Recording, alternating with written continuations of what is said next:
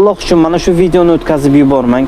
1 minutgina sabr qiling. Vakillar, menga yordam beringlar, iltimos qilaman sizlardan.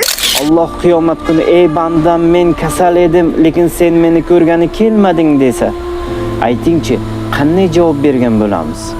Assalomu alaykum aziz yurtdoshlar. Samarqand viloyatidaman. Kvartirada turaman. 3 ta farzandim bor. Yolg'iz onaman. Ikkinchi qizim ana Sevinchoy 2016-yilda tug'ilgan. 22-yildan beri operatsiya ichakdan operatsiya bo'lib keldi. Mana hozir ham operatsiya bo'ldi.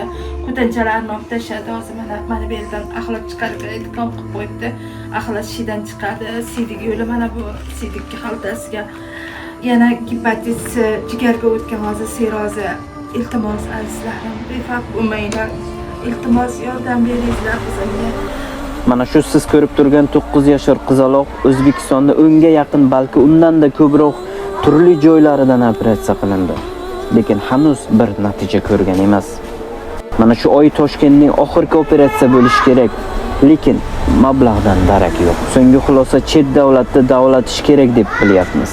Keling azizlar, mana shu videoga bir dona like bosib, kommentariyada Alloh shifo bersin deb yozib qo'ying va barcha do'stlaringizga tarqatib yuboring. Do'stlar, hozir men Turkiyadaman. Agar mana shu video 100 ming like yig'ilsa, shaxsan mana shu qizaloqni o'zim kutib olaman va davolatishni boshlaymiz.